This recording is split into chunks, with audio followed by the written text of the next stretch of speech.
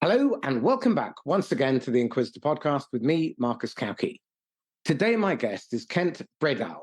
Kent is the founder of Corey, and he specializes in getting to the heart of the customer, understanding what it is that causes them to be loyal and to spend and bring their wealthy friends, to give you quality insight into what they're really thinking. We're also going to look at some of the blind spots that management might have, the distance that they have from the customer, their undervaluing of customer loyalty, understanding of loyalty of their own people, even, because the reality is the way you do one thing tends to be the way you do everything. So, if they don't treat their customers well, chances are they're probably not treating their sellers that well. Where do you learn how to be good with customers? Well, you learn by doing. There aren't many customer service schools. You might look at the hospitality sector where they obviously specialize in customer service. But again, to a large degree, in many of those, it's not really salesmanship. It's satisfying people who have an entitlement. That's different from selling, where you need to show up and you need to be your buyer's equal. In terms of role, you may have a difference, but in terms of status, you have to have parity, or else you will find that one or other side will feel hard done by. So we're really going to focus today on why it's crucial to begin with the customer and build out from there. So, Kent, welcome. Thank you very much, Marcus. I've been looking forward to this. Excellent. Well, be careful what you wish for. Would you mind giving us a couple of minutes on your history and how you got to the point of where you are now? And then I'd like to talk about your forthcoming book. So let's start with your history. Yeah, sounds good. I start maybe where I am now. I'm an independent advisor, advising on customer loyalty. I help companies to create growth through increased customer loyalty, basically. And then I can tell about my way to this. I have a master's degree in marketing, and basically this started back in business schools. I was absolutely fascinated by when you understand your customers, you can actually know which direction to mantle your cannon. So where to shoot precisely and get the most effect of your marketing expenditures. Then I've been working in different industries. I've been working with at Carlsberg with marketing, sales, sponsorships, and so on. I've been working at Nielsen, the research company, with customer insights, retail insights. And I've been working for the largest retailer in Denmark, Coop Denmark, as an executive advisor for the executive board. And it was there that I actually started working operationally with customer loyalty. I'd say I began to learn about Net Promoter Score, and I'd say not only the score, but maybe more the methodology, how to work with customer loyalty in practice. And I implemented the NPS in an organization with 1,000 stores and more than 40,000 employees. Within 18 months, we implemented that. So it was absolutely fascinating how much we could do in a very short time, and also the very convincing customer insights that we gained from that. We can maybe get back to that later. So that was my stepping stone into saying, okay, this is, in my view, absolutely fantastic. The perspective is enormous because it's so overlooked in business, still, if you ask me. And from then on, that's been around 2015, I started my own consultancy that I still have now. So that's very short about my background. So my professional passion is working with customer loyalty, customer success, customer retention, and so on. So tell me about the impact of implementing that customer loyalty scheme in the large retailer. It was very powerful because before we had this insight we got from actually measuring customer loyalty at a store level. A store was basically measured on how it was performing financially. So how are sales, how are the earnings? And now we could add an extra dimension. So we're on two axes saying, okay, that's good. So they're making money or they're not making money in this store, but what are the customers saying? And then we could split all the stores into 4 quadrants, and the best stores are those who are making money, and the customers like them. And we found out that there were actually quite a lot of stores that were making good money, but the customers didn't like them. That was puzzling to management, saying, but why is that? And then we could pinpoint out each store and go in and find individual reasons for why this store is making money despite the customers don't like it. For example, it could be what you could call a local monopoly. There was quite a little competition there. But if a new store came in, this very well profit-making store would be threatened. Right. Okay. And so in terms of the speed with which you were able to gather applicable lessons, how quickly after rolling that out into a store were you getting usable insight that the store managers were then able to implement on the ground in the field? That's quite fast as well. It may take a week or two, because it's basically that you must have access to the customers. In this example, it was because there was a large program with more than 1 million participants. So we had basically lots of emails addressed for each store, and we could ask the customers, how likely are you to recommend this store to other people?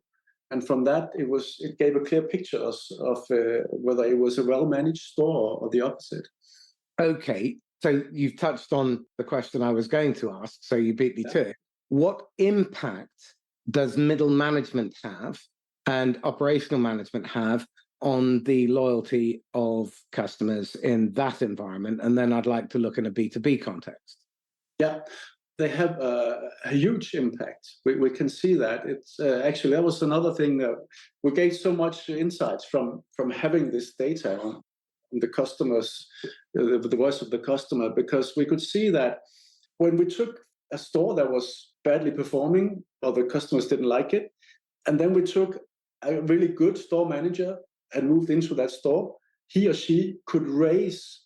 We used the Net Promoter Score, NPS, for measuring. We could raise the score with up to 30 points, 30 NPS points, which is very, very much, because, it makes the difference between... So for those who aren't familiar with the NPS score, could you explain it?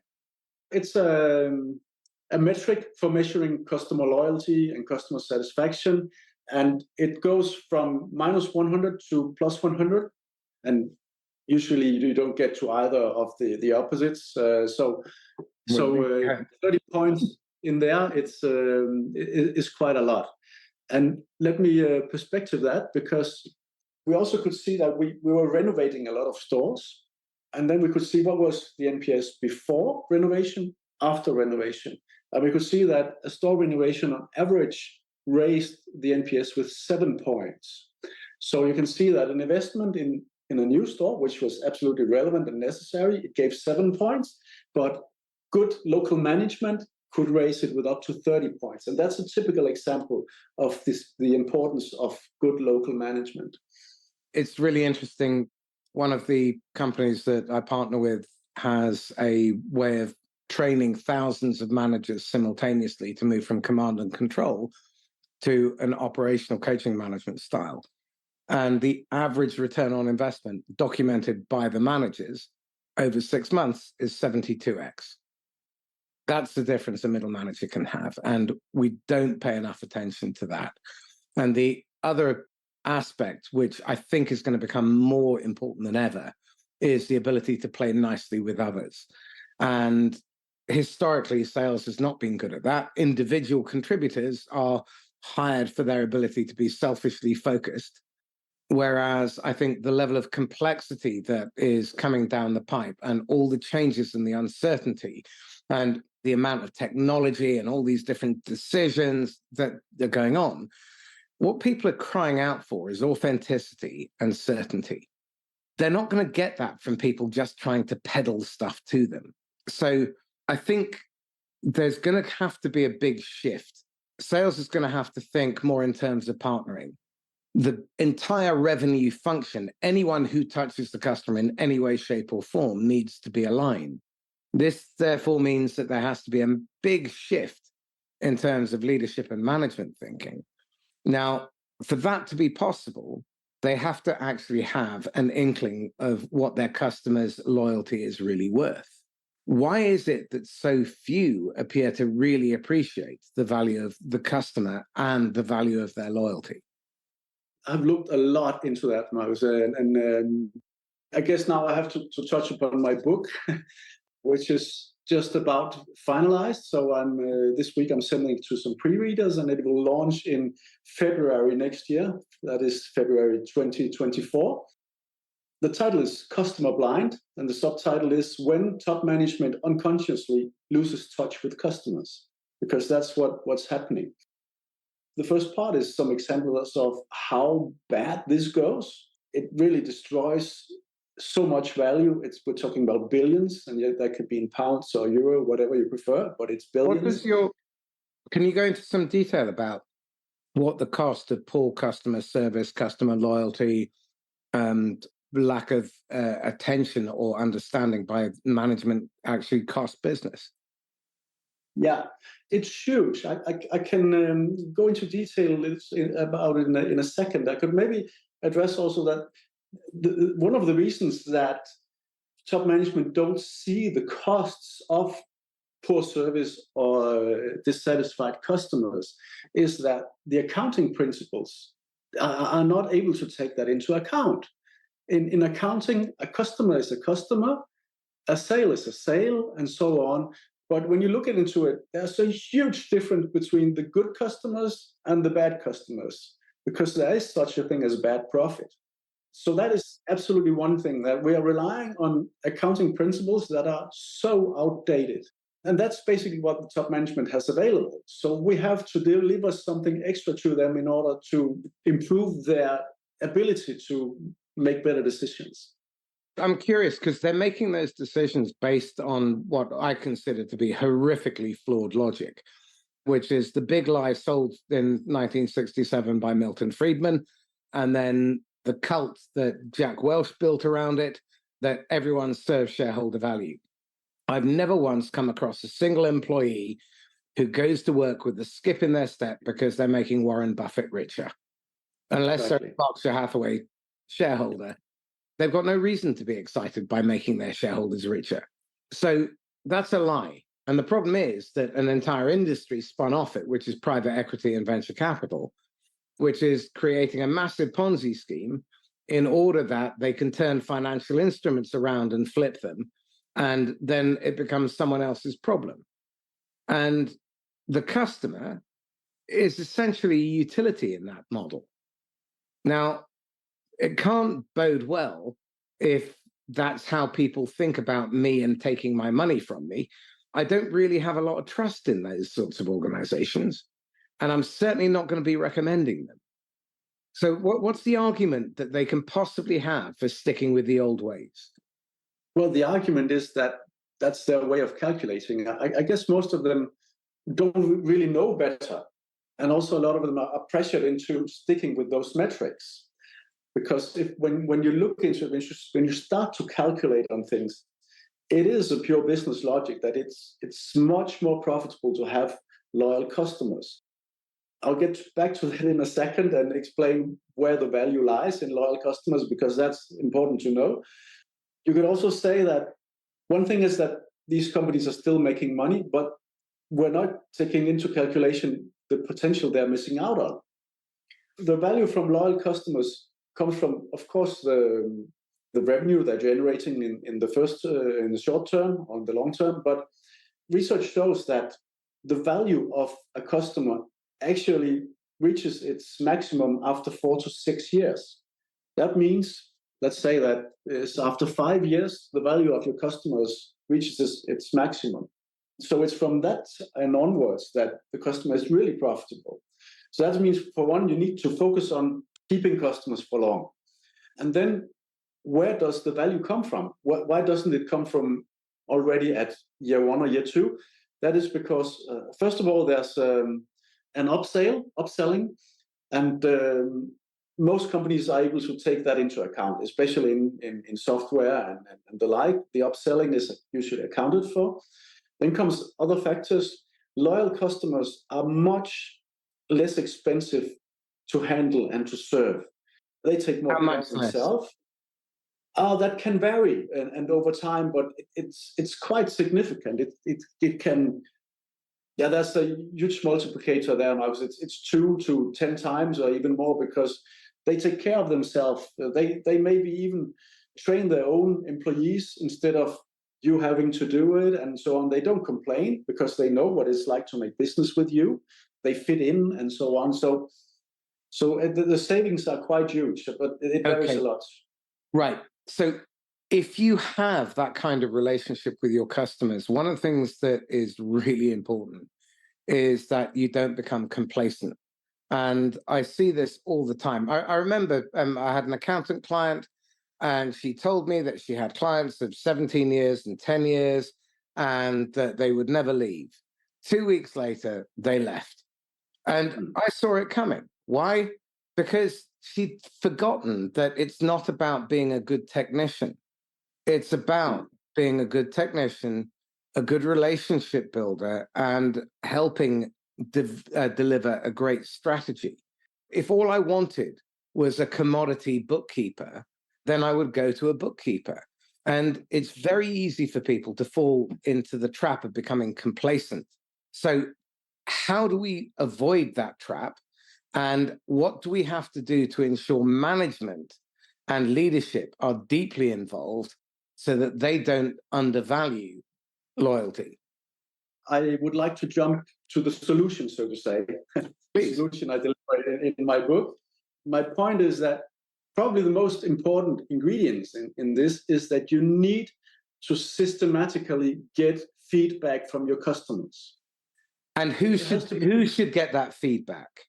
I find that most of the stuff, how you get it from the customers, that most of the companies today have a setup where it can be to a large extent automated. So it's trigger based. Whenever this transaction is over, we send this kind of survey to the customer and so on. So it's automatically sent to the customer and it's automatically coming back to the company. But those response rates are terribly low, though, normally, aren't they?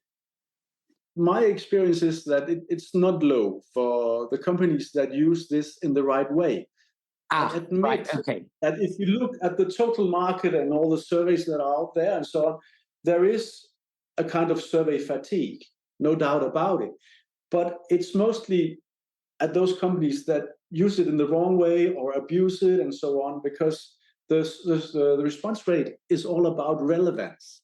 So if the surveys you send to your customers are relevant and short, you make it easy to them to give their feedback, a lot of them are willing to participate. So I see response rates on B2C from 15% and upwards, and B2B it's often 30, maybe even 40% if you are really using it.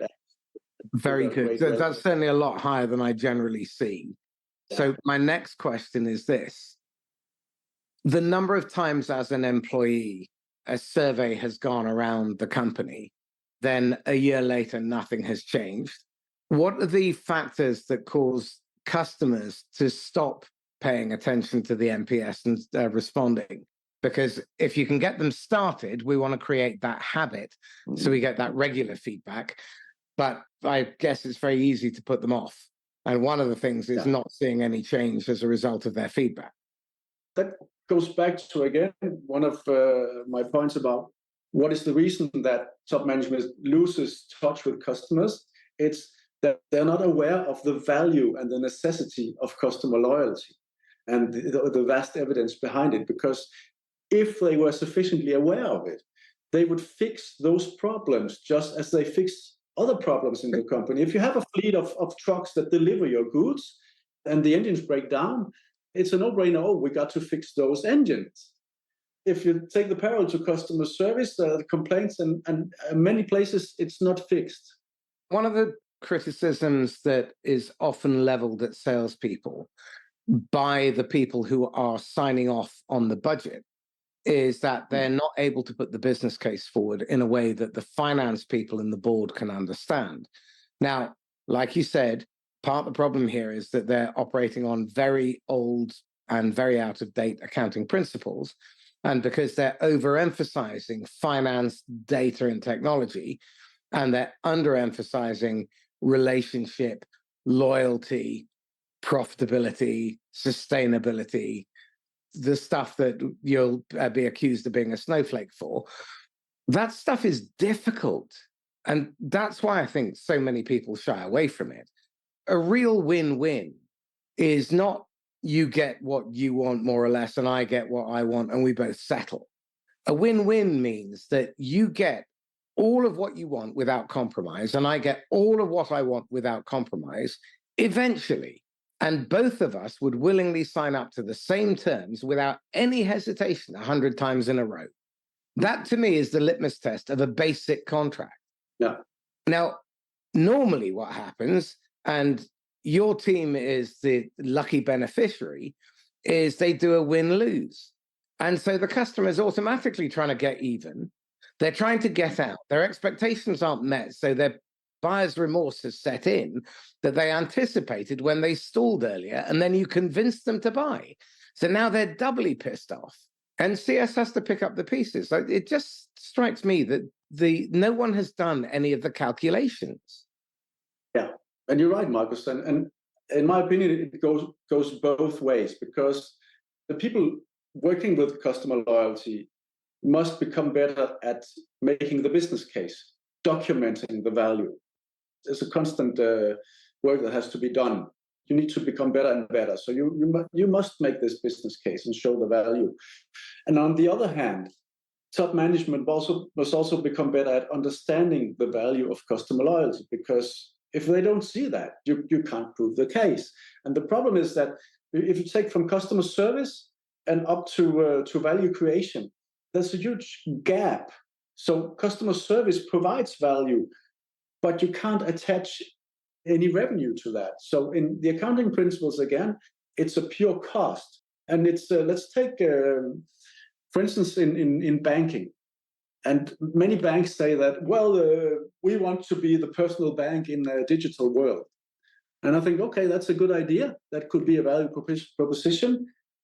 But then you need to invest in your customer service people, because that is the easiest and least expensive personal touch. And still those departments are suffering from cost cutting and crazy metrics like average handling time, that they need to make a call or any touch with the customer as short as possible, and so on. So there's a huge gap between ideals and reality. You see the same thing happening in sales. The overemphasis on revenue and the underemphasis on strategy and relationships means that what you end up with is a skewing towards customers that the salespeople are comfortable selling to, or who can be manipulated or bullied into buying. And the net result of that is, down the value chain, CS has to pick up a bunch of tickets that they probably shouldn't, because they've got a bunch of people who are unhappy. They become a churn risk. 15% churn means you have to replace nearly half your customers, 49% of your customers every 3 years. It costs you a fortune to acquire those customers, but it costs you next to nothing to keep those relationships going. And what, again, staggers me is that the customer service people and customer success people are not involved in training the salespeople. They're the ones who speak to the customers. They're the ones who speak to the unhappy customers, where you're actually going to learn something. You don't want to speak to the people who are just about okay, because they're just going to give you average answers. You need to go and find people who are going to tell you you're wrong. You need to go and look for the bad news. And this is where management and leadership really need to play their part. Because if they're not going there, CEO to CEO, CFO to CFO, legal to legal, then odds are all of those back channels are having these conversations and you have no influence over it. And I think CS is one of the best conduits to get that insight and practice.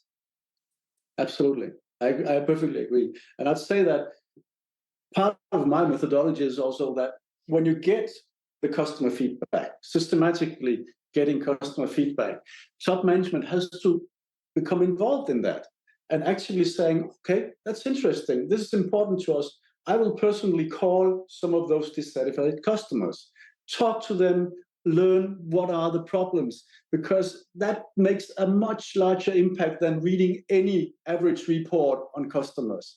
And that's where you also set the how to say, you walk the talk in front of the rest of the organization. So the CEO has personally talked to 3 customers this week. Okay, I'd better do the same.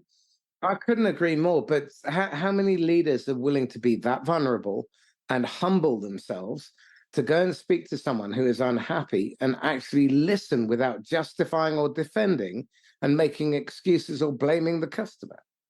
I think, fortunately, that there are improvements, that more and more leaders are becoming interested in that and seeing the necessity of talking to customers and being the good example.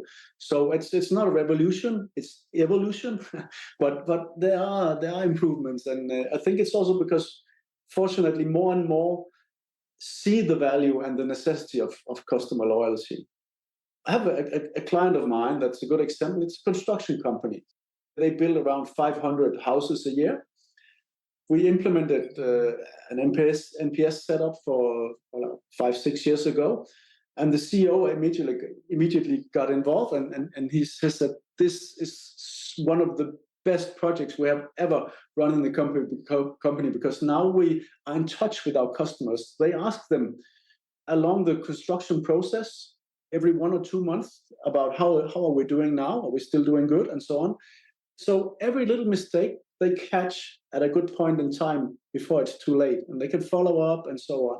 And that means, he says, that now we are building the house together with our customers, not only to them. And it makes a big difference because customers are so individual. He says that we thought we knew how they wanted their houses, but now we found out only through a dialogue with them, we can actually make the house they want. Has that allowed them to attract a better pedigree of customer, to charge a premium because of the experience? You know, I'm curious, what's good about it? Yeah, and that's also, he says, that selling houses, the word of mouth is crucial, because every private person that's about to build a house will ask somebody around them in the neighborhood, family and friends, oh, you built a new house recently. Who did you use? Okay, was it a good process, and so on?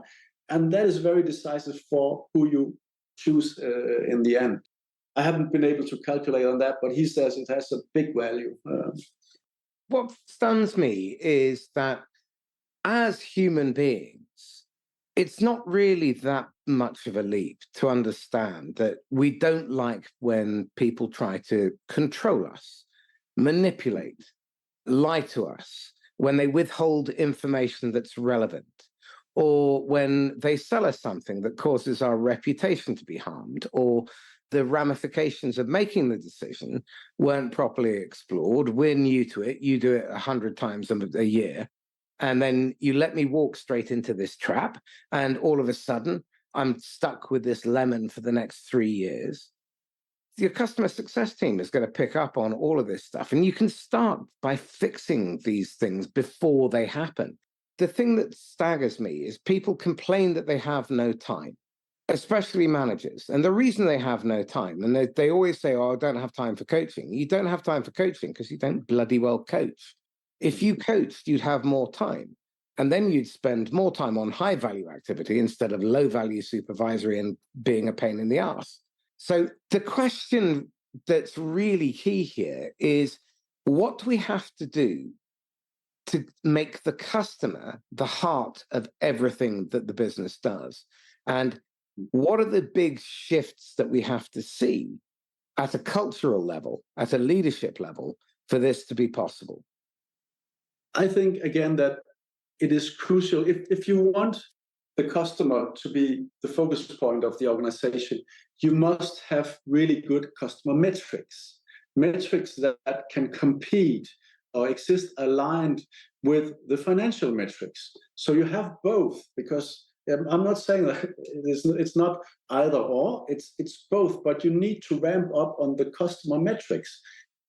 When customers are not the first priority of the company in practice, because they are often in saying, But in practice, it's because there's a lack of good customer metrics, and that the top management is not using these metrics, or they don't know enough about them. So there's a lot in play there. So what are the sort of measures that would be helpful that are quite generic? You must have systematically customer feedback, voice of the customer. So let's start there. There are other things also, but I know I'm talking a lot about NPS, Net Promoter Score, but basically it can be any metric of customer satisfaction and loyalty that you prefer. So it's not that if you prefer something else, please go with that. The most important is that you systematically get this feedback from the customers, that you then make it visible for all relevant people in the company, and that the top management actively uses this insight to make decisions. So that is absolutely crucial. I'm more of a fan of time to value within a B2B context, especially. And other metrics that really interest me are third renewal. First renewal, that could be a mistake. Second renewal, that might even slip through. But the third one, that tells me something. And I think that's something where we should all celebrate. Everyone who touched the customer contributed to that, and we celebrate with the customer.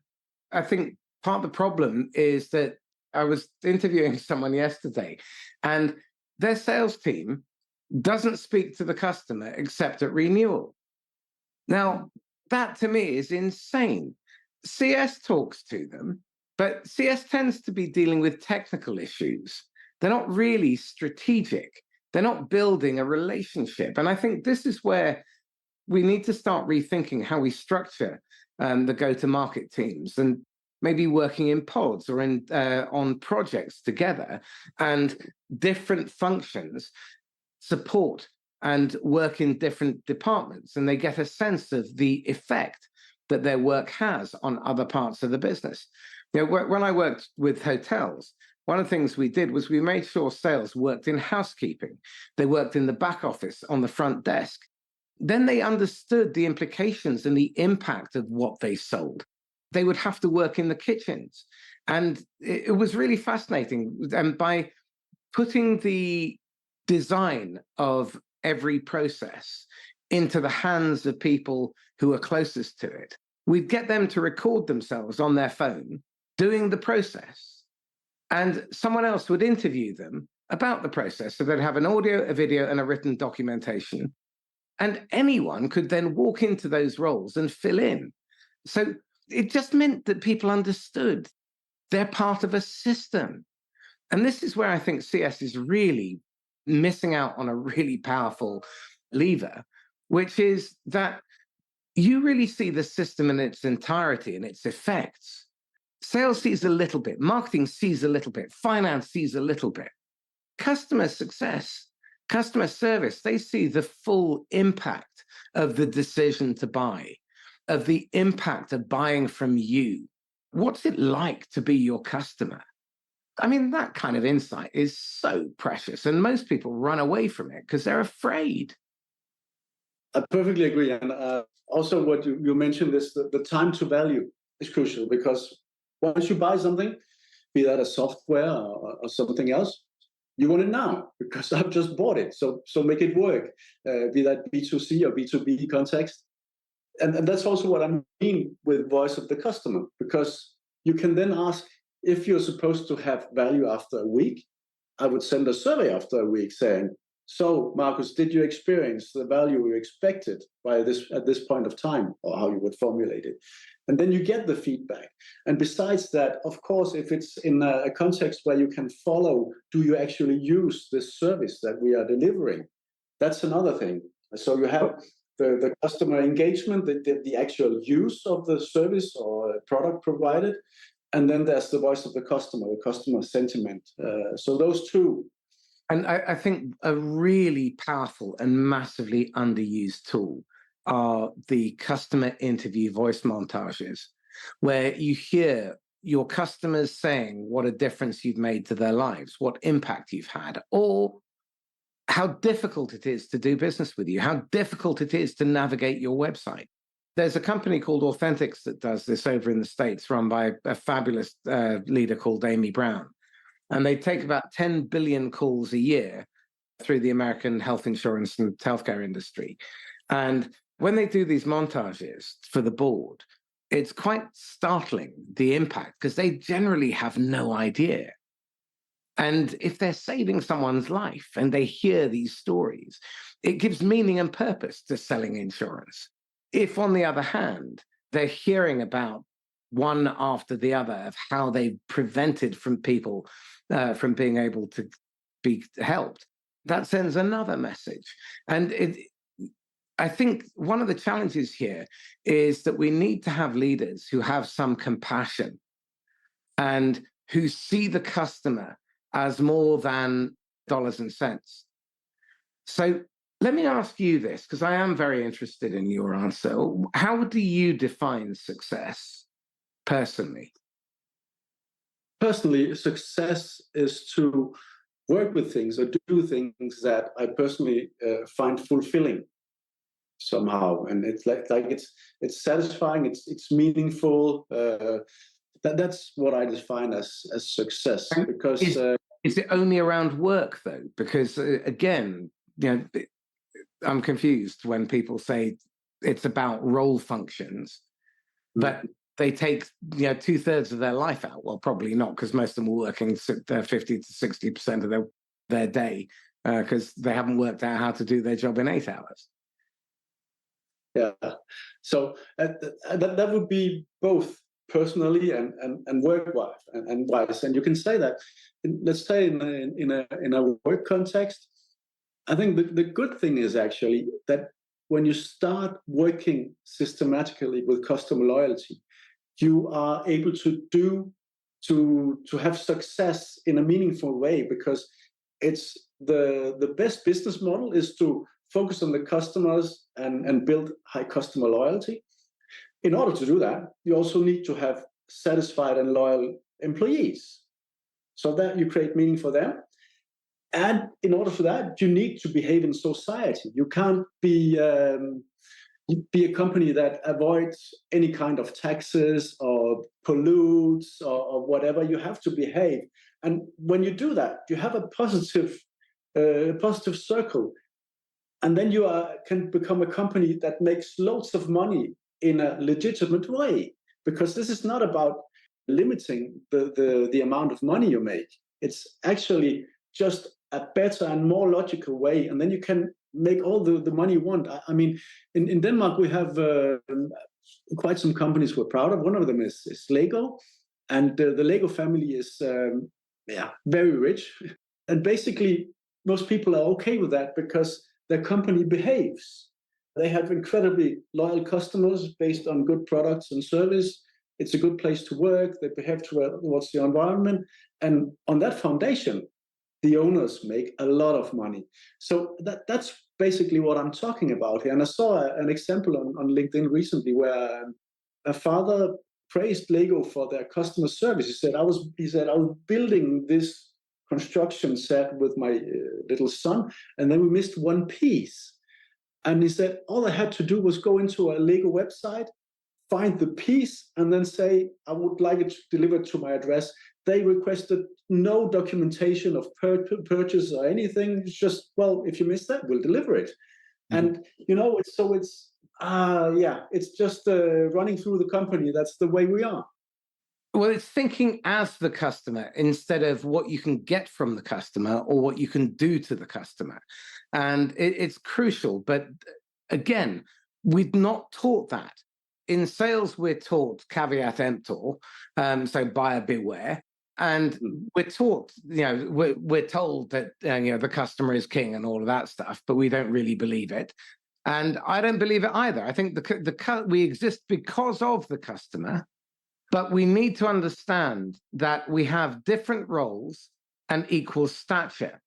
And the problem that I see so often is that we tend to capitulate and we take a child perspective to their parent. And that is incredibly debilitating because it basically disempowers you. If, on the other hand, you go the other way and you're the bully, then they will resent you and they will try and get even, They will try and get out of their agreements. And none of that is necessary if you take your time. But this haste for growth, this haste for scale, this haste to make money, instead of creating a really good, sustainable business that makes a lot of profit, which you can keep and you can spend, you can't make revenue. You can't spend revenue. It's not yours. Certainly most of it isn't.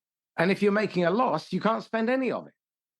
I have a perspective on that, actually, Marcus. And we are living in a service economy. It's a fact that in Western Europe, more than 80% of GDP now consists of services, all kinds of services delivered.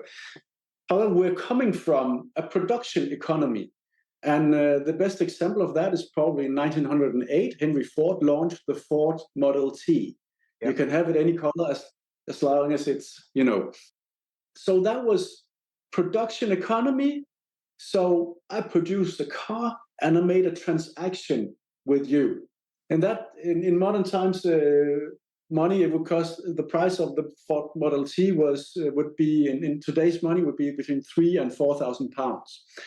So if you have £3,000 or £4,000, you could buy a car from me, Marcus, and we make a transaction and I say, okay, now it's yours. If you have any kind of problems with that, go to your local mechanics. Don't contact me. And now we're in the service economy. So we're more living from the services than the actual product. And it's not a transaction anymore. The focus is now on relation. And a big problem is that a lot of today's management mindset still comes from the production economy, with a focus on the transaction and the product. And with too little focus on the service and the relation. Well, yeah. I think part of the problem is what we measure. If we're measuring against a valuation target, the job to be done is meeting a valuation target. If we're trying to build a sustainable business and we're concerned about things like how long our customers remain loyal to us and how much we generate month in, month out for year after year, decade after decade, that's more interesting. The kind of business I want is one that makes good profit. People want to come to work. They feel like the work that they're doing is important and meaningful.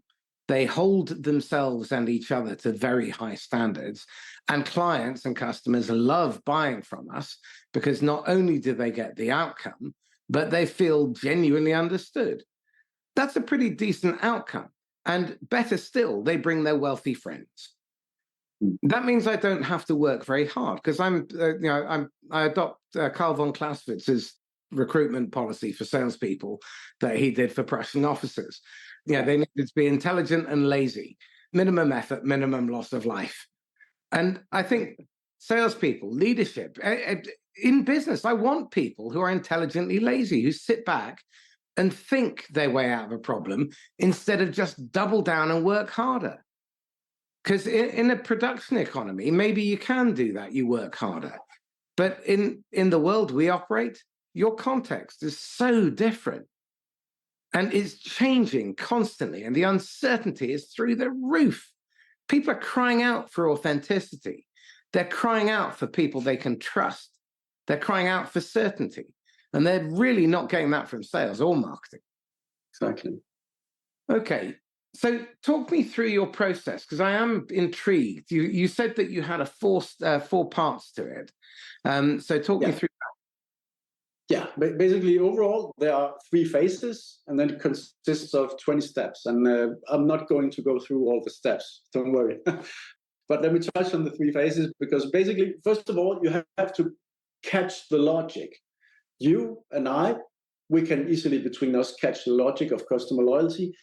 But you have to make sure that a larger part of the management team and the organization catch this logic to work positively with you towards this, and also just as a minimum not to work against it.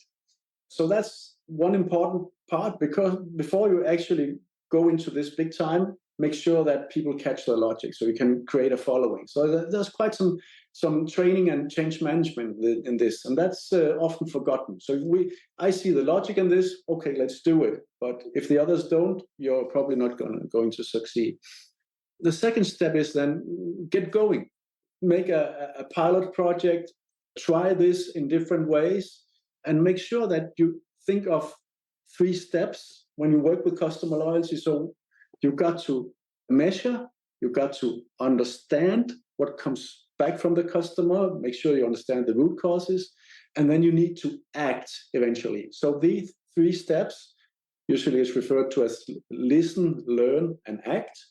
You have to go through all 3 of them. If you only make the first 2, it's not going to add value in practice. And I'd say that the last step about action, we already touched it. You say, what if we ask customers, they give their feedback, but we don't make the necessary improvements? Then if that's the mindset, then better don't ask, because there's a risk it has the opposite effect of the intended. So get going with this and try it out on your own organization. Don't make a big bang implementation saying now we launch this on 1,000 store or on all our customers, whatever. Find a small area of the company where you try out different things, be that measure on the relation, on the time to value, or whatever you want to get feedback on, and implement. That's the key to it. So. And once you have proof of concept through a pilot project or 2 or whatever it takes in your organization, then you gradually roll out to a larger part of the organization, still focusing on good implementation, proof of concept, documentation of results, and so on. And then after some time, you'll have some pretty good customer metrics that you can then deliver to top management saying, so here we have solid metrics, we can through these document the value and so on. And then you have sort of a process and a machinery that you can continue, just roll out. And again, it strikes me that a lot of this is co-developing solutions with the customer. You're getting their fingerprints all over, you're using their language, you're addressing their issues. It's all about the customer, and we forget. And what fascinated me with the interview I did with Amy Brown, was up to 24% of call center inquiries in the health sector in the States are caused because people can't navigate the website. Yeah. And that's 24% of the entire sales agent's time taken up handling calls because of a bad bit of design and engineering on the website.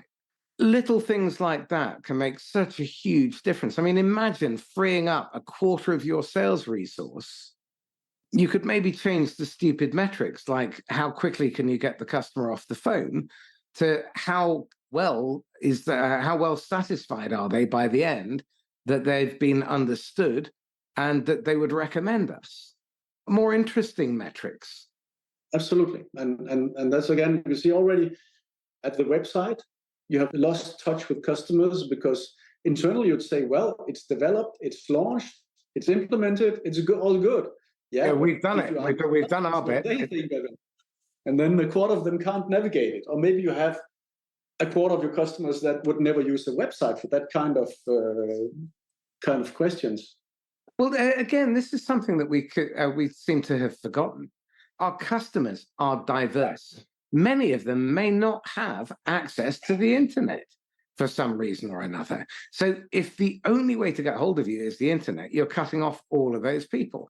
If you make it impossible to speak to a human being because you're a penny-pinching tight ass and you're trying to save money instead of give a customer a reasonable experience, the chances are you've spent all that money acquiring the customer and you're driving them into the arms of your competition. Because what we forget is, as the buyer goes through their journey, they move from being out there looking for something, can't quite put their finger on it, and we throw them onto our marketing platform to scream in their already deafened ears, we're here, look at me. And 3% of those make it over the line to the next stage, which is your selling platform, where you can vomit up features and functions and bore them to death with a demo without having done any qualification, in the hope that about 3% of those move to the buying platform. So you've done 3% times 3%, and before you know it, you're down to the square root of nothing. And then you have to have every one of those deals come over the line. So now you have to put them under pressure. and you put them under pressure, and you put their brain into a state of uncertainty. And if you put them into uncertainty, they ghost you. That's why half of everyone's pipeline, pretty much, is full of buyers who could and would have bought, but you messed up. You misread the room because you put them under pressure because you were trying to hit a quota or some other act of idiocy. Then you drive those people into the arms of your competition after you spent all that time, effort, and money trying to acquire them. How stupid is that? That's not serving shareholder value. If I can go back to where you started, Marcus, with saying that our customers are diverse. So if we find out that a quarter of our customers do not want to use the website, instead of kind of denying this insight, because it's a good customer insight, see it as a business opportunity. How can we address the segment? Is it by charging them £1 extra per month and then giving them access to calling us by phone? That could be a business opportunity, saying, okay, that's a win-win. You must recognize that if you want us to service you, it costs a little more, and that is why you will then need to upgrade your subscription, just as an example. So instead of seeing it as a problem that customers are diverse, using it as business opportunities and developing a business model that actually works for the customers. One of the most interesting things is looking for non-customers. So people who could be your customer, but they've got a problem in an adjacent market. And with a little bit of imagination, you could pivot and you could suddenly open up a brand new market with no competition. You've got customers who are using your product in weird and unusual ways. That is a gold mine potentially, because that may offer you an opportunity to go back to previous prospects who said no, but all of a sudden they've got this problem that you didn't even know existed. Listening, you listen your way into sales, you talk your way out of them. And I think we've got to learn how to listen deeply, not this active listening manipulation where we sort of mirror and match and all of that rubbish, but really listen to what's not being said. Listen between the lines. Yeah, I perfectly agree, Marcus, because that's also when I work with customer feedback, and NPS is very popular, and once something becomes very popular, there's also some critique of it. And so some people say that NPS is too simple, it's superficial, and so on, because I am an advocate for the very simple approach. Very often you only need to ask two questions, because there are only two things that we really, really need to know is, are they loyal or not? Or are they satisfied or not with us? And then why? Why are you loyal or why are you not? So that's basically what we need to ask. And then you do an extra step. You close the loop with the customer. You call some of them in order to have a deep discussions with them and understanding the root cause of their satisfaction or their dissatisfaction. So that's what you need to add. And that's, some find it controversial because they say, oh, we don't have time for that, or that sounds expensive, or I'm not confident with that. Or, there are lots of excuses, but that is the kind of discussion and deep dialogue you need to have with your customers in order to really understand them. And if you don't want to do it, get someone like Nikki Parker in who will do customer interviews. That's all she does for a living. Yeah.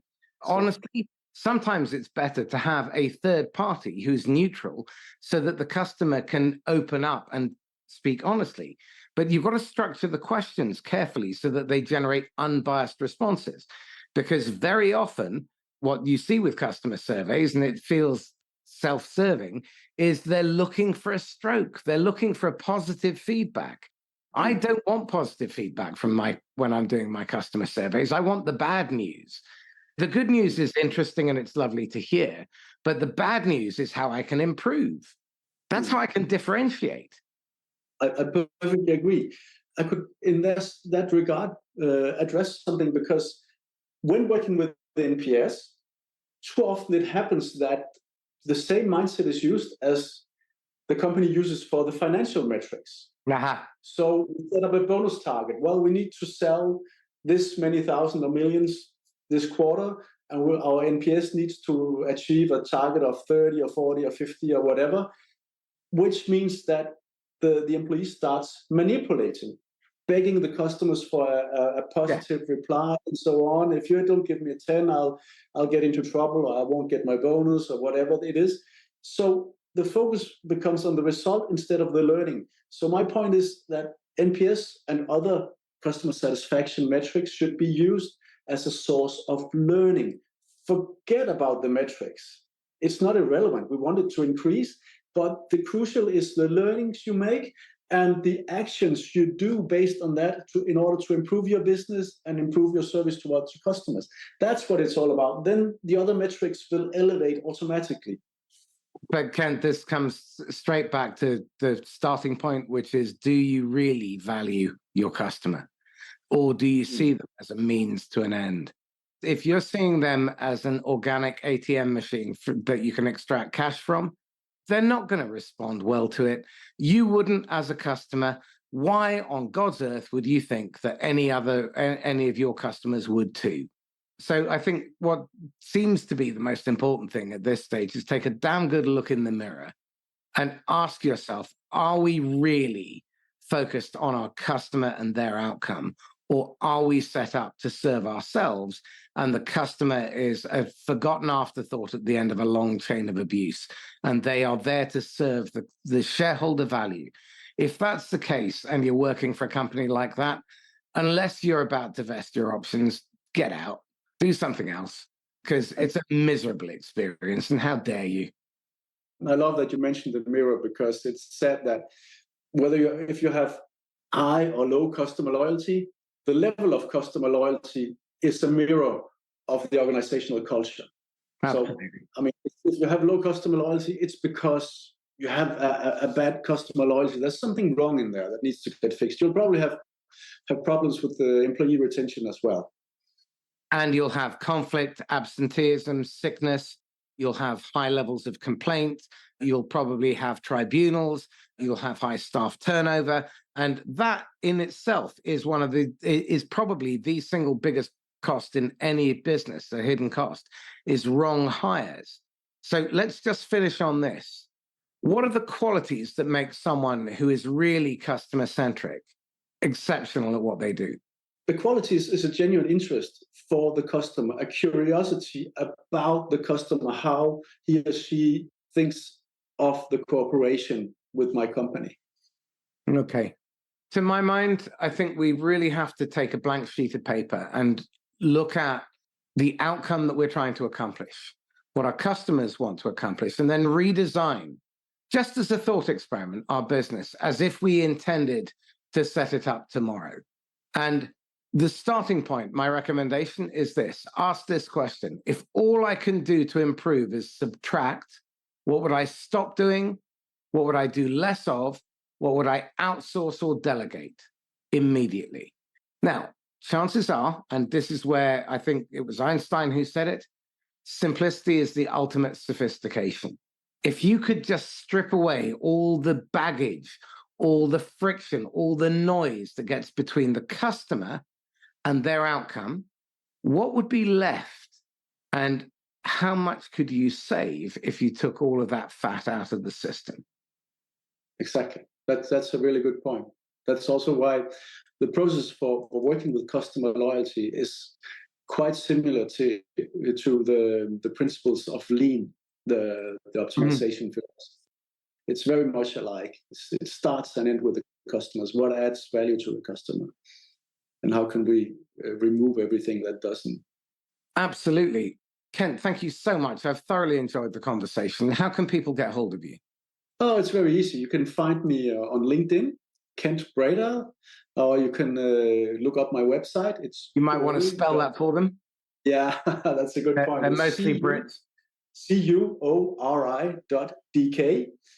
Yeah, unfortunately, I currently only have a Danish website, but I'm going to look into that and make an English version as well.